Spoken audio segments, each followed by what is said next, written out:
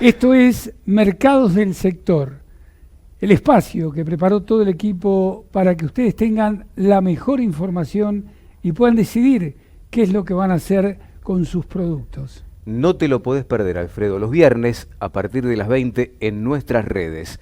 Mercados del Sector, el resumen informativo a nivel semanal más importante del sector agropecuario en todo el país, te lo prometo. Amigos de Canal Rural, buenos días. Bueno, precios reales muy altos. En el caso del novillito en Liniers, que tomamos como referencia 39% arriba de la media histórica de los últimos 15 años.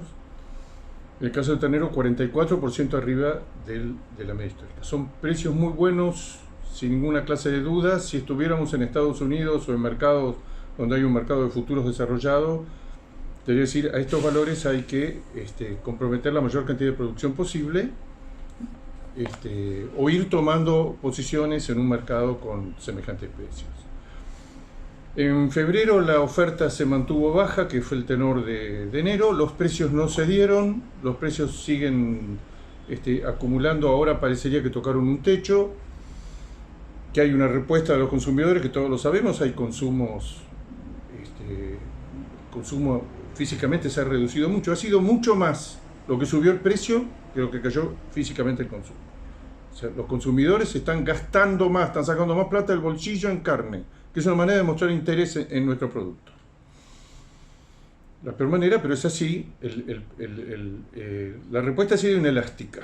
Han reducido el consumo, 44, 45 kilos, vamos a ver las mediciones definitivas de febrero que dan. Febrero es un mes atípico que tuvo menos días de faena, además es un mes corto. Pero digamos, la oferta sigue baja. Si desarmamos la oferta por categorías, novillito y vaquillona, que es casi el 50% de los dientes, casi el 50%, sigue muy baja porque sigue muy baja la oferta de los feedlots. Los feedlots están volviendo lentamente a niveles muy bajos, están volviendo, están comprando, los precios del gordo ha sido la variable que se ha comportado más significativamente, más favorablemente en todo este tiempo. Igualmente el precio de la reposición, aparece la zafra y los precios de la reposición siguen subiendo, pero hoy las pérdidas, el feedlot es un mundo cada uno de ellos, o porque está lejos de los puertos y tiene otro costo de la alimentación, o porque tiene el alimento propio, como es el caso de muchos feedlots que tienen un costo por kilo ganado 20, 30 centavos por debajo de los demás, o porque son de una cadena de valor que es de un matarife, que compra el ternero, lo recría, lo meten en un feedlot, después lo vende, después lo faena, tiene carnicerías. Es donde no se puede salir de este negocio, no se puede desarmar, no se puede prescindir de tener un porcentaje de hacienda metida en los corrales. No se puede volver como eran esos mismos matarifes hace 15 o 20 años a comprar todo en el mercado.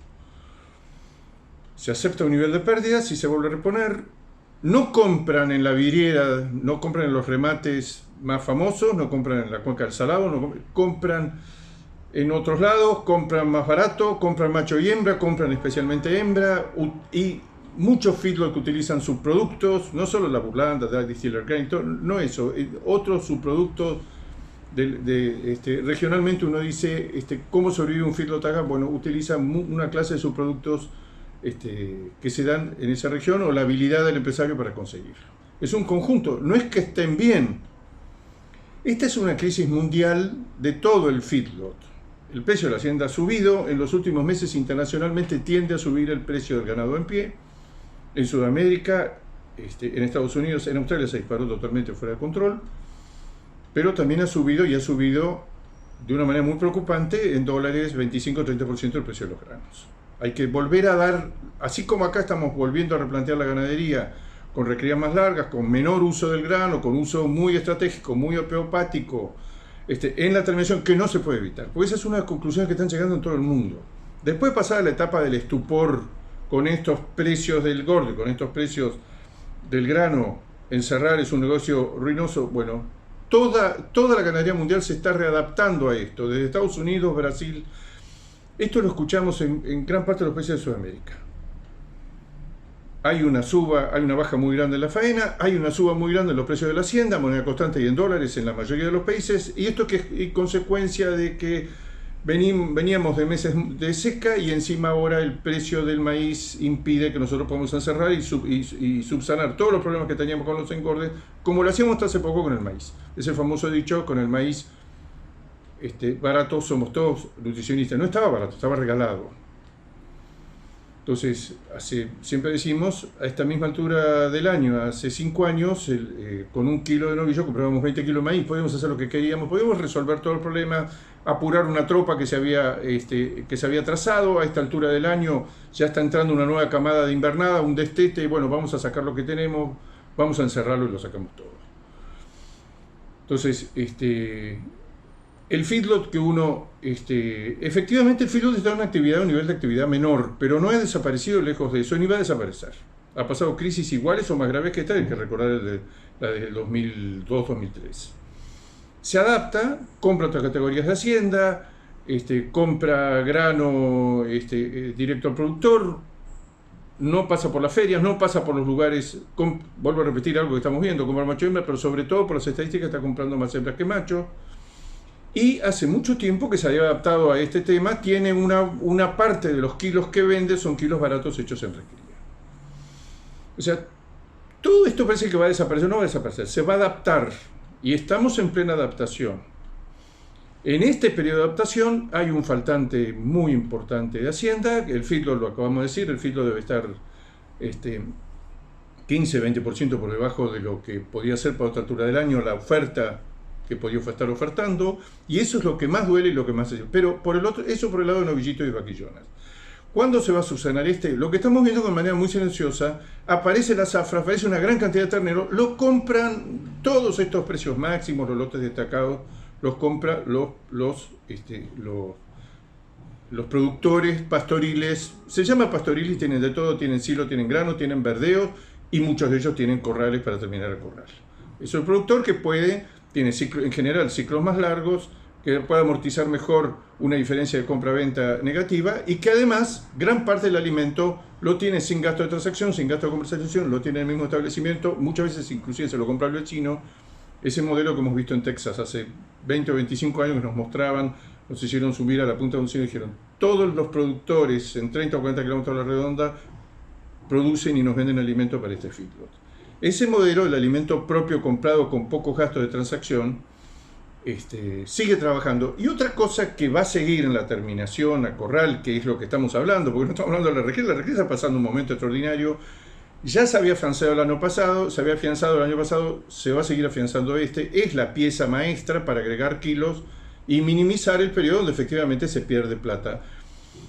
Lo que nosotros estamos viendo y consultando con las empresas no van a cambiar por este precio del maíz, van a dejar de utilizar el maíz, que es una pieza maestra, en la terminación de la hacienda. Es maíz de producción propia, es maíz que está en un silo, que muchas veces está húmedo, que se utiliza, y que muchos de esos productores tienen ya armado una cadena muy ajustada de recría, sobre verdeo, sobre rejuvenecimientos, después sobre praderas, después terminación, mucho uso de silaje de reservas, de heno, y no van a desarmar una pieza y van a decir, che, esta pieza es cara y la voy a desarmar y la voy a sacar y el maíz lo voy a vender por su lado. Hay algo de eso, porque uno ve productores ganaderos que venden el grano, deslumbrados por el valor del grano, y venden la invernada pesada, ahí dando vuelta en el mercado lotes. Ahora, lotes de invernada pesada de 250 a 300 kilos, como hace rato no veíamos. Pero eso tiene que ver con la seca. En realidad, más allá de todo eso, este cambio de precios relativos del grano, con el cual hicimos maravillas durante todos los últimos años, y que probablemente la producción de carne en Argentina 1/3 se lo debía al maíz, al grano, cae en un momento donde la parte pastoril, la parte de recrías, la parte sobre praderas, sobre campo natural, sobre verdeos, viene atrasada y viene mal, y es parte del bache que tenemos. Lo hubiéramos resuelto en otro momento con maíz, pero en este momento no se puede resolver con maíz. ¿Cuánto va a durar? el feedlot lentamente se va a ir repoblando, el feedlot no va a desaparecer. Vuelvo a repetir que hay muchos que por diferentes circunstancias está apareciendo, inclusive estamos enterándonos de frigoríficos y de materiales, y hasta de frigoríficos deportadores, que ven hacia adelante y dicen, si este es el panorama que yo tengo de faltante de ganado gordo, aunque yo pierda plata en los corrales, prefiero comprar un animal, hacerlo engordar en un feedlot de hotelería y tener cabezas para diluir el tremendo costo de los costos fijos que no tengo en estos momentos, que me arruina la ecuación económica. Fábricas que están preparadas para matar 1000 o 1200 animales están matando 600 o 700. Bueno, parte de eso a pérdida, seguro que va a ser a pérdida, pero en este momento estoy en una estrategia totalmente defensiva que incluye inclusive los feedlots y poner hacienda en hotelería en los feedlots para tener un quantum de hacienda propia, un mínimo de masa crítica para poblar las playas de faena. Vamos a una pausa, enseguida volvemos. Este es un faltante, vuelvo a repetir, en el caso del feedlot es más entendible. En el caso de todas las categorías, en el caso de la vaca, que es otra categoría cuya oferta viene bajando los últimos meses, ya venía desde el año pasado. El año pasado ya había una oferta de vacas menor a la anterior, todavía crítica, pero esto nosotros vemos que va escalón por escalón, porque es una categoría que es muy difícil que con estos precios de la hacienda, con estos precios del ternero, y con el criador financiado doblemente, porque cada vez que vende una vaca de refugo, de rezago, que siempre tenemos que recordar, son 35-40% de los kilos que salen por la tranquera, lo vende con un valor muy superior a la media, un valor inesperado para la gorda, para la conserva, manufactura, lo que sea, o como la vaca preñada en una feria. Y por el otro lado, vende terneros y terneras, tiene una fuente de financiamiento, algunos tienen campo, otros no, es muy desigual el efecto de la seca, es por manchones en todo el país, hay zonas que siguen mal, hay zonas que necesitan desesperadamente los próximos 10 días que llueva. Estamos ya acercándonos directamente al otoño. Pero digamos que en general lo que estamos viendo de los criadores es que con este precio del ternero lo van a usar para pagar las deudas, para financiar algunas mejoras inevitables imposibles de seguir definiendo en el establecimiento. Y para financiar lo que hace siempre, la gran inversión del productor es guardarse terneras, es guardarse vaquillones, dar una oportunidad más a la vaca, por supuesto hacer arreglos, hacer alguna praderita y demás. Lo que se está viendo es que está apareciendo la zafra, que el productor, criador, está vendiendo con cuentagotas, que eso contribuye decisivamente al que el valor del ternero siga muy firme, que el valor de la vaca como reproducción siga muy firme, y lo que vemos en la otra columna es que está vendiendo menos vacas que eventualmente pueden ser aptas para reproducción, para faena. Entonces, eso ya venía del año pasado. Entonces, eso en cuanto a vacas. En vaca lo que está pesando ya no es un factor de coyuntura, sino un factor del ciclo. Hubo una liquidación de vacas en el 2019 y en el 2020, y es improbable que este año se vuelva a repetir. Los precios son buenos, el criador tiene 2 de 3 características a favor. Tiene muy buenos precios reales, no solo para el ternero, para la ternera y para la vaca de refugio. El segundo factor, que es según lo contemos, según la zona donde estemos, que si el clima le acompaña y tiene buenos precios, indudablemente va a vender con cuentagotas, va a retener, y los stocks de cría muy moderadamente en el borde, porque es en el borde, van a crecer un poquito, van a crecer. No hay una revolución en la receptividad ni en la capacidad forrajera de los campos como para decir yo ahora me voy a guardar 15, voy a tener 15 o 20% más de vacas. El productor se va a capitalizar se capitaliza tradicionalmente en los últimos 40 años, lo hemos visto siempre, más que en mejoras espectaculares, paga lo que debe, mantiene alguna clase de ahorro, pero sobre todo acumula hembras. Y ya estamos viendo, lo habíamos visto en terneras y ahora lo estamos viendo en vacas, está bajando la columna de faena de vacas y de faena de terneras. Entonces, vacas, si hay menos en este momento, tiene que ver con el pasto, tiene mucho menos que ver con que el maíz está caro, pese a que se encierra un porcentaje de las vacas menor, pero se encierra en los feedlots. Tiene que ver con que, cuidado con todo esto que estamos viviendo, esta combinación, si llega a acompañar el clima con lluvias oportunas en los próximos meses, los precios están dados para que, está toda la combinación para que tengamos el principio de una fase moderada de retención. En principio, de todo esto que estamos viviendo, estamos faenando menos, estamos liquidando menos. Esta faena nos lo proyecta a 12 meses y no es de liquidación. Esto en cuanto a vacas, ya vimos que los feedlots lentamente se van poblando. Y en el caso del novillo pesado, ese sí le pega mucho más. El novillo pesado ha tomado niveles extraordinarios de precios, $3.50 junto con Brasil. Brasil ahora bajó, con lo cual nos deja solos en Sudamérica como los más caros del barrio. Igual hay un fenómeno de valorización de la hacienda a nivel mundial que nos hace pensar si de lo que dice algún documento por ahí de los americanos y de los australianos es cuidado que no sea, o cuidado que no esté sucediendo, que todavía no lo advertimos, es que de la mano de una demanda internacional muy firme, insólitamente firme en un año de desgracia como fue el año de pandemia, que este año se va a revertir, que de la mano de mayores costos de producción por el caso del aumento extraordinario de los granos, que lleve a que primero aumente el precio del cerdo y de los pollos, que son la carne, el volumen más grande es eso, y que finalmente termine dándole una mano por arrastre, por simpatía, terminan aumentando los precios de la carne. Hoy los precios de la carne, en un contexto difícil, el mercado internacional, porque todavía está muy difícil, Europa no arranca de vuelta, después del todo este tema de la vacunación, arranca, valorización de la Hilton, pero no arranca, no podemos decir que el tema en Europa está superado. China muy firme, pero con pocos volúmenes, y lo que se está viendo es menor oferta de Brasil, menor oferta de Australia, menor oferta de la India, menor oferta de Argentina. Alguien puede decir, siempre en enero, el año siempre arranca así, después se va calentando. Sí, pero este año es muy general, los precios son muy buenos, en general para la hacienda, superan 15, 20, 30% en dólares, lo que eran hace 5 o 6 meses, y el gran demandante, el que es hoy en día el 35% de la demanda mundial, que es China, ya ofrece valores que los tiene en el borde y bajo protesta tiene que ir mejorándolo, porque con el precio de la materia prima en todos estos países se está quedando sin carne. China, ustedes saben que hay una discusión muy grande. Si China dice que ya ha recuperado el 80 o 90% de los cerdos y que este año tiende, la pregunta es, ¿por qué está comprando los volúmenes descomunales cercanos al 1.000.000 de toneladas en diciembre? Es el último dato que tenemos, de carne de todo tipo. ¿Por qué está comprando semejante volumen? Parece que fuera de vuelta a los récords. ¿No era que ya ha recuperado su producción de cerdo, que es la producción básica y donde había caído casi 20 millones de toneladas?